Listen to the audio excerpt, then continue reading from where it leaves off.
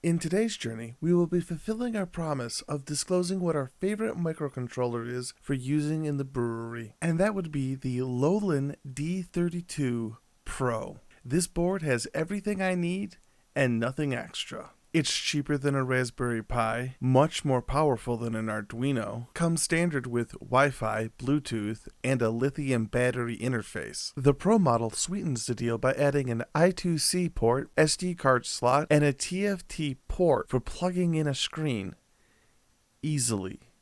No soldering required, making this extremely entry-level and beginner-friendly. And since it supports both Arduino and MicroPython programming languages, there's no reason not to use it as the educational entry level. And if you don't know how to program, well, great news! There's already projects that you can just install on the board. One of my favorites to use is BrewPi ESP. That's because it's extremely easy to implement, because the programmer also created a board that you plug the Lolin D32 Pro board into, and it creates basically a super fancy web-based fermentation controller. And if you don't feel comfortable wiring mains voltage, then good news, there's a solder-free version that you can install as well. We will be covering that in a future video, so make sure you're subscribed so you don't miss out, because this video is more about the ecosystem as a whole versus an individual program. While it is super awesome that I can use BrewPi ESP to create custom probes or use a tilt hydrometer to control the heating and cooling relays, but by linking it to a Raspberry Pi with FermentTrack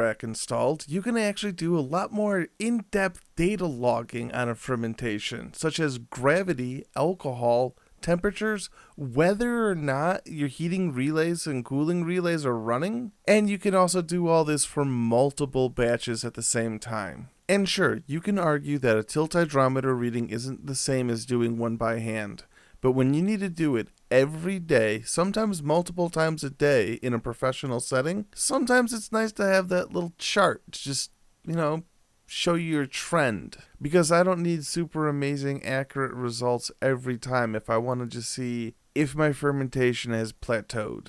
My rule of thumb, use a tilt hydrometer when you want to know about yeast health, and an actual hydrometer when you need to fill out tax forms. Tilt hydrometers are also amazing for when you want to show gravity readings live on camera, such as in this footage we're producing for an upcoming video comparing flash kits from More Beer versus just using regular DME. And as you can see in these graphs already, there's some shocking differences between the two.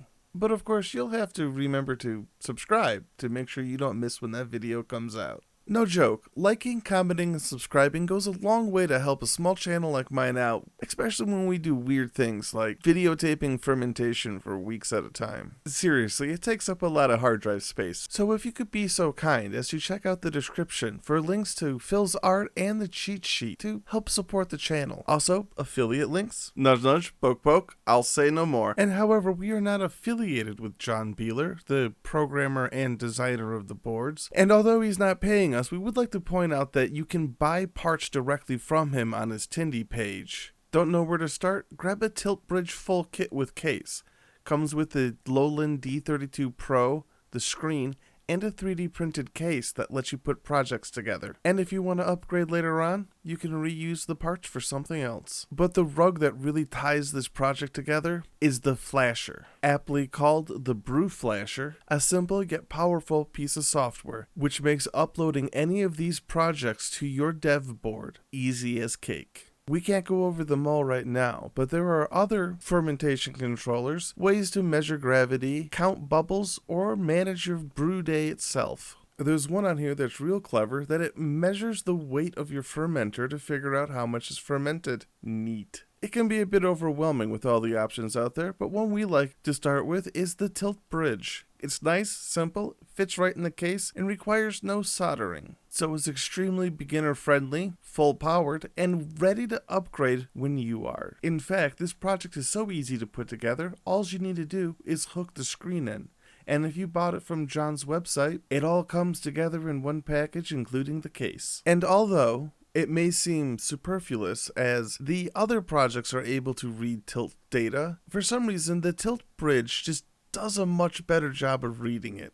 Every now and then my Firmatrack or other programs, well, just kind of lose track of the tilt for a little bit. Whereas when it goes through the tilt bridge, I don't have that problem. But to simplify what the tilt bridge does, is it translates the Bluetooth signal of the tilt itself and sends it over the Wi-Fi. From there, you can collect the data yourself through the web portal, or you can set that up to transmit that data to another device of your choosing. Not just Firmatrack, but Grainfather and a few other programs as well, or even just a Google Doc. Now, it's not going to do any data logging or temperature control. It doesn't have any relays built in, but because it replaces the low-power Bluetooth signal, it makes the whole system a lot more reliable. Maybe as placebo, maybe I just need John to explain it to me. But I feel like the tilt bridge makes the whole system just better. And you know what? Maybe you start with the tilt bridge, find out you want more. You want temperature control, but you don't want to solder. Well,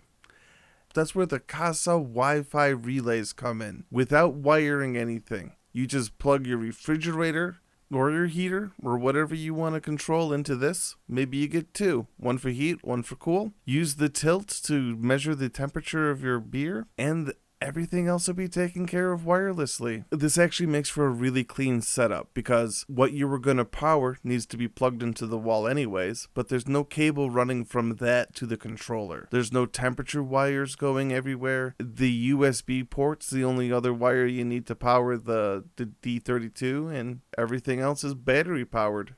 But hey, you let us know what you think. What are some other projects you'd like us to show? Or maybe you have some horror stories about running these projects yourselves. Outside of making sure you don't try to run more power through those relays than they are expecting, you should be fine.